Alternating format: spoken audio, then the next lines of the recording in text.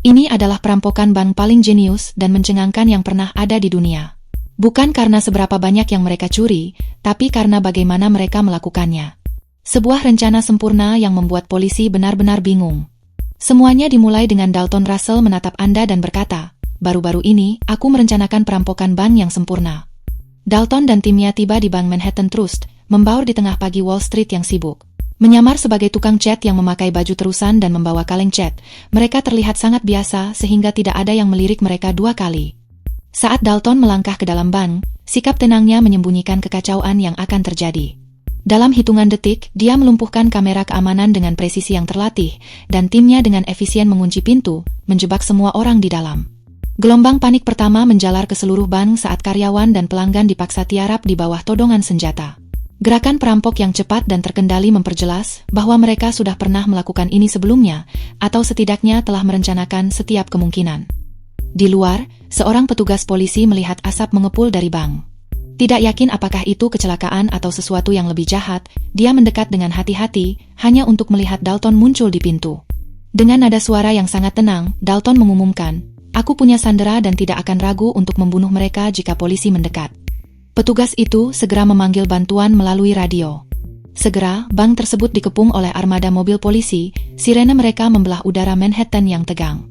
Kerumunan penonton yang terus bertambah menambah tekanan saat berita tentang perampokan itu menyebar seperti api. Sementara itu, Arthur Case, pemilik Manhattan Trust Bank yang berkuasa, menerima berita tentang perampokan tersebut. Arthur yang biasanya tidak tergoyahkan bereaksi dengan menunjukkan kegelisahannya. Tangannya sedikit gemetar saat dia memproses implikasi dari situasi tersebut. Bukan hanya perampokan yang membuatnya khawatir, melainkan apa yang ada di dalam bank itu. Arthur segera menghubungi Madeleine White, seorang pemecah masalah yang tajam dan penuh perhitungan, yang dikenal karena kemampuannya menangani masalah sensitif dengan efisiensi yang kejam. Dia meminta bantuannya untuk melindungi sebuah kotak deposit tertentu. Kotak yang berisi pusaka keluarga dengan nilai pribadi dan finansial yang sangat besar. Jika isinya terbongkar, itu bisa menghancurkan segalanya, isyarat Arthur. Namun, ketika Madeleine mendesak untuk rincian lebih lanjut, dia tetap menghindar. Madeleine memperingatkannya bahwa jika dia berbohong atau menahan informasi penting, kesepakatan mereka akan batal.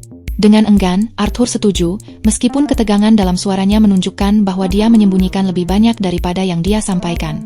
Di lokasi perampokan, dua detektif negosiasi sandera yang berpengalaman, Keith Frazier dan Bill Mitchell, diperkenalkan. Detektif Frazier, yang bermata tajam dan tidak mudah goyah, sangat ingin membuktikan dirinya setelah menghadapi pengawasan ketat baru-baru ini terkait dana bukti yang hilang.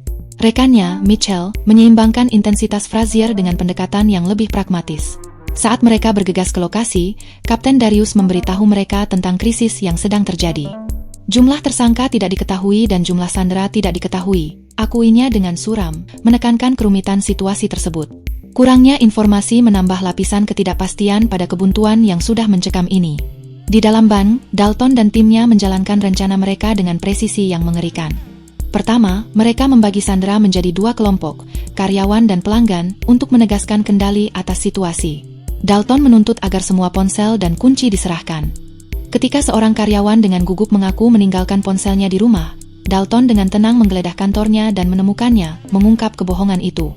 Tanpa ragu, Dalton memukuli pria itu di depan mata sandera lainnya, mengirimkan pesan yang jelas, ketidakpatuhan tidak akan ditoleransi. Ruangan menjadi sunyi saat semua orang menyerap pelajaran itu, dan pria lain dengan terburu-buru menyerahkan kuncinya dengan tangan gemetar. Dalton kemudian memberikan perintah yang mengejutkan semua orang. Dia memerintahkan semua sandera untuk melepas pakaian hingga pakaian dalam dan mengenakan baju terusan serta masker identik yang disediakan oleh timnya. Pakai salah satu baju ini dan masker ini. Efeknya seketika.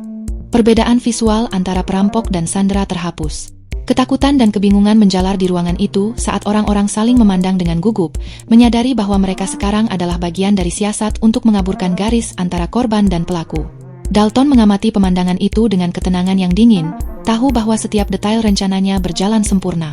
Seorang karyawan bank yang sudah tua, pucat dan memegangi dadanya, mulai mengeluh tentang kondisi jantungnya. Nafasnya yang berat dan tangannya yang gemetar menarik perhatian para perampok, yang saling bertukar pandang dengan cepat dan penuh perhitungan.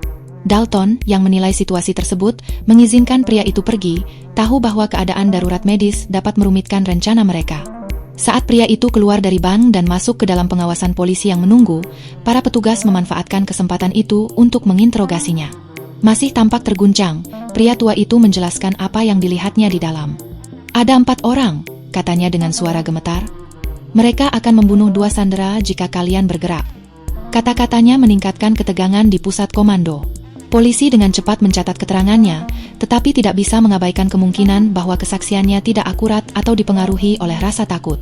Sementara itu, di dalam bank, Dalton dan timnya bergerak dengan tujuan yang jelas, melewati koridor di depan brankas dan deretan kotak deposit. Mereka tidak menjarah atau menghancurkan barang berharga yang membingungkan baik para sandera maupun polisi yang memantau dari luar. Sebaliknya, para perampok fokus pada semacam aktivitas misterius di ruang penyimpanan. Gerakan presisi mereka menunjukkan bahwa inilah target sebenarnya dari perampokan itu, meskipun belum ada yang bisa menyimpulkan apa yang mereka incar. Di pusat komando, Kapten Darius memberitahu Frazier dan Mitchell tentang perkembangan terbaru. Kesaksian sandera lansia memberikan beberapa wawasan, tetapi itu jauh dari gambaran lengkap. Menambah rasa frustrasi mereka, rekaman pengawasan di dalam bank tidak berguna. Perampok telah melumpuhkan kamera dalam beberapa saat setelah masuk. Mitchell, yang tidak sabar mencari petunjuk, mengalihkan perhatiannya ke van pelarian para perampok. Terparkir di dekat situ, dia mulai memeriksa sidik jari, meskipun dia curiga kendaraan itu dicuri dan tidak mungkin menghasilkan sesuatu yang berguna. Frazier yang mulai gelisah memutuskan untuk menelepon bank. Saat telepon berdering, para petugas menahan napas, tetapi Dalton bahkan tidak meliriknya. Suara telepon yang tidak dijawab itu hampir seperti mengejek. Beberapa saat kemudian, para perampok melepaskan sandera lainnya, kali ini seorang pria yang menjadi korban. Polisi bergegas mengamankan pria itu, tetapi kekacauan meletus ketika mereka salah mengidentifikasinya sebagai ancaman potensial, menstereotipkannya sebagai teroris Arab. Petugas menyergap dan memborgolnya, menarik perhatian dari kerumunan penonton. Setelah perdebatan sengit, pria itu akhirnya diinterogasi. Dia dengan marah mengonfirmasi jumlah perampok, 4 orang, dan memperkirakan ada 20 hingga 30 sandera yang masih di dalam. Petugas yang merasa malu tetapi tetap fokus menambahkan kesaksiannya ke dalam berkas situasi yang terus bertambah. Catatan yang diikatkan pada sandera yang dilepaskan meningkatkan taruhan. Isinya menuntut 2 bus dan sebuah pesawat jet pada jam 9 malam, mengancam akan membunuh 1 sandera setiap jam jika tuntutan mereka tidak dipenuhi. Untuk menambah beban pada ancaman mereka, Dalton mengklaim bank tersebut telah dipasangi bom plastik. Namun, Frazier tidak yakin. Sikap tenangnya menyembunyikan beratnya keputusan itu. Tidak sampai kita memiliki komunikasi langsung dengan pemimpin mereka. Tekadnya memperkuat fokus tim bahkan saat waktu terus berjalan. Seolah situasi belum cukup rumit, Arthur Case, pemilik Manhattan Trust Bank yang berkuasa, tiba tanpa pemberitahuan di pusat komando polisi.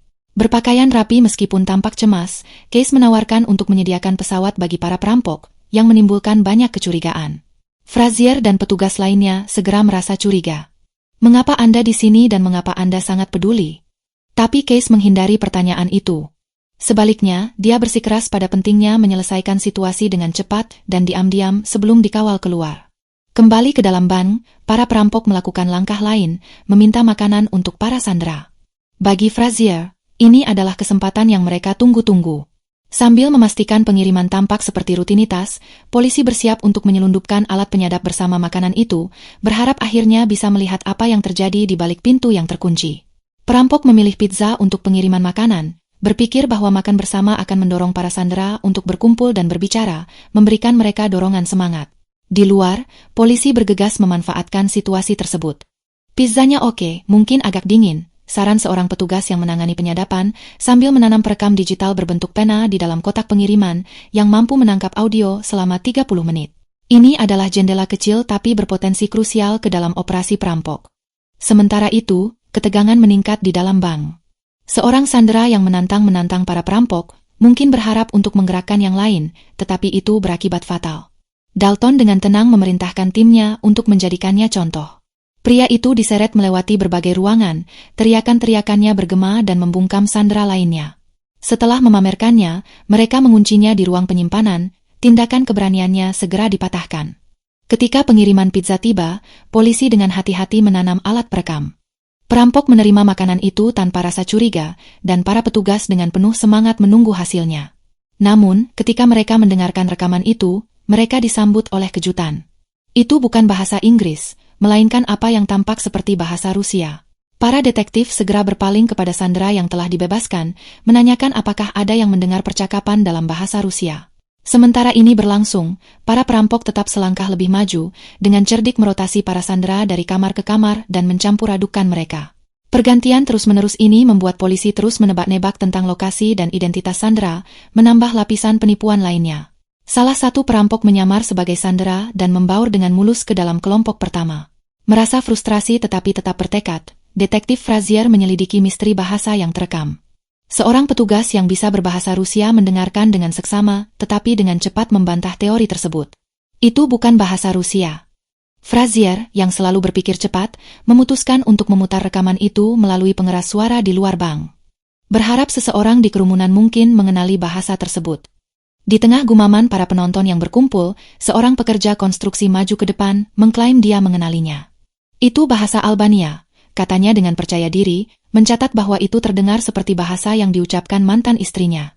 Tertarik, Frazier menyuruh polisi melacaknya. Wanita itu setuju untuk membantu, tetapi hanya setelah bernegosiasi agar tiket parkirnya yang menumpuk dibatalkan. Tanpa petunjuk lain, Frazier dengan enggan setuju. Wanita itu mendengarkan rekaman tersebut dan tertawa terbahak-bahak. Dia mengungkapkan bahwa itu sama sekali bukan percakapan, melainkan pidato oleh Enver Hoxha, mantan pemimpin komunis Albania. Para perampok telah memberi polisi umpan, menggunakan rekaman acak untuk mengalihkan upaya mereka. Frazier, meskipun frustrasi, tidak bisa tidak menghormati kelicikan para perampok. Orang-orang ini lebih pintar dari penjahat rata-rata, gumamnya kepada Mitchell. Jadi mereka bermain perang kaset sekarang. Di dalam bank, Dalton dan salah satu komplotannya melakukan gerakan mereka. Mereka membuka brankas dan mengambil apa yang mereka incar selama ini, sekumpulan dokumen tertentu. Bersamaan dengan kertas-kertas itu, mereka mengambil kantong berisi berlian dan sebuah kotak barang berharga. Dalton dengan hati-hati mengantongi dokumen tersebut, target sebenarnya dari perampokan ini, sementara rekannya menyegel kotak itu untuk memastikan jarahan mereka tampak tidak tersentuh. Sekitar waktu ini, wali kota New York tiba di pusat komando bersama Madeleine White. Madeleine menjelaskan keterlibatannya dalam istilah yang samar. Sikap tenangnya menutupi kecerdasannya yang tajam. Detektif Frazier, yang tidak terkesan dan waspada terhadap motifnya, menolak upaya Madeleine untuk ikut campur. Ketegangan di antara mereka meningkat saat wali kota dan Madeleine secara halus mengisyaratkan konsekuensi jika Frazier tidak bekerja sama. Insting Frazier mengatakan bahwa dia menyembunyikan sesuatu, tetapi dia tidak punya pilihan selain melangkah dengan hati-hati.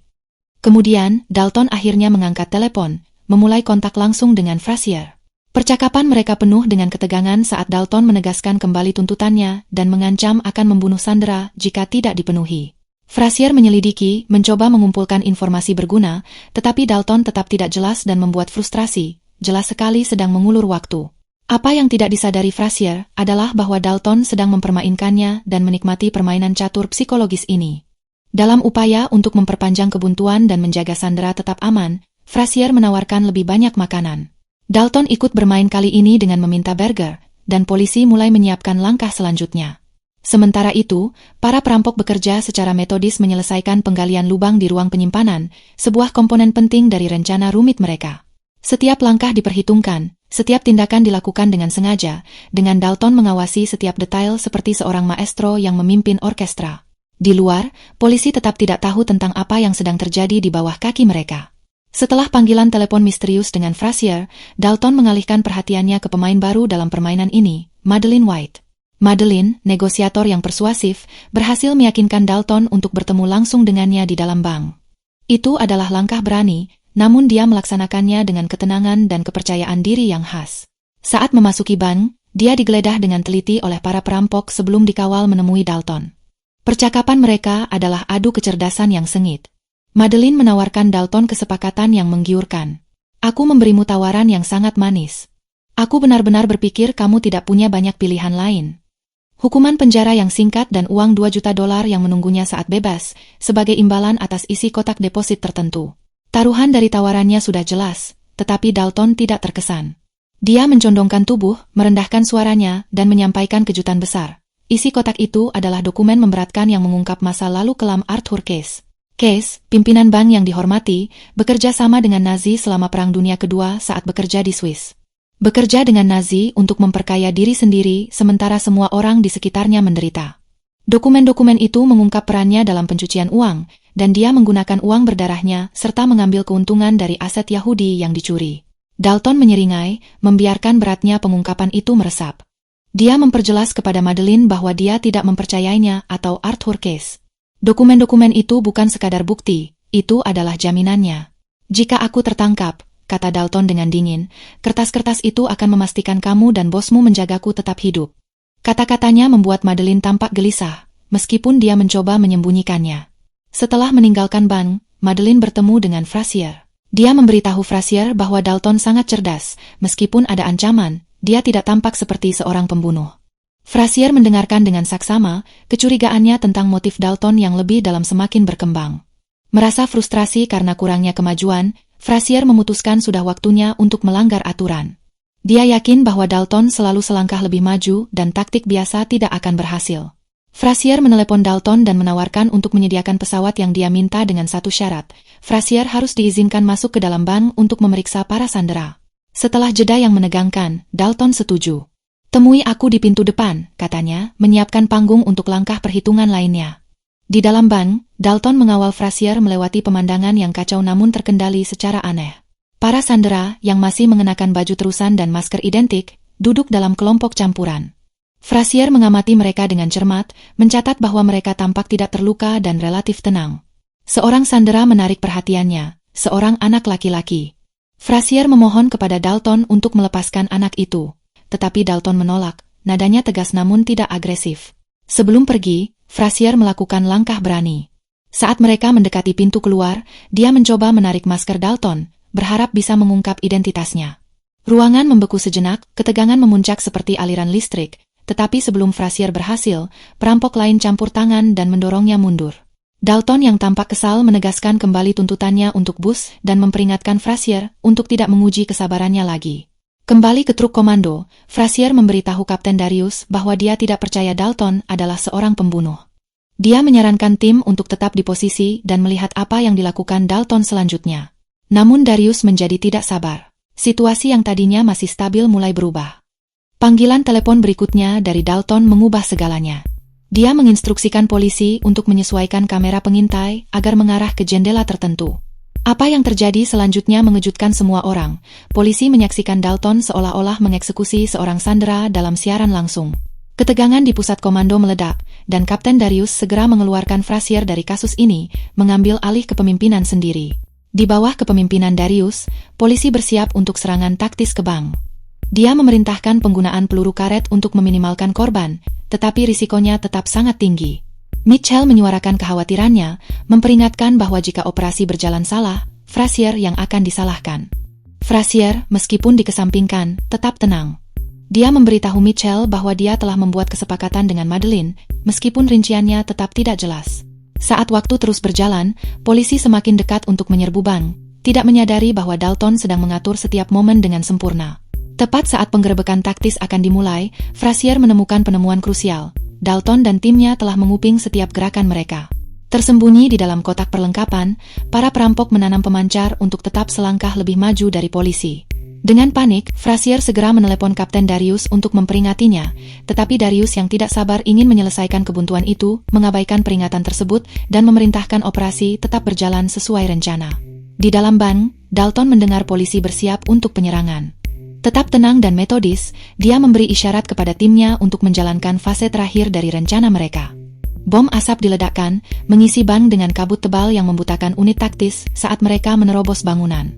Di tengah kekacauan, para perampok membaur dengan mulus bersama para sandera yang dibebaskan secara massal.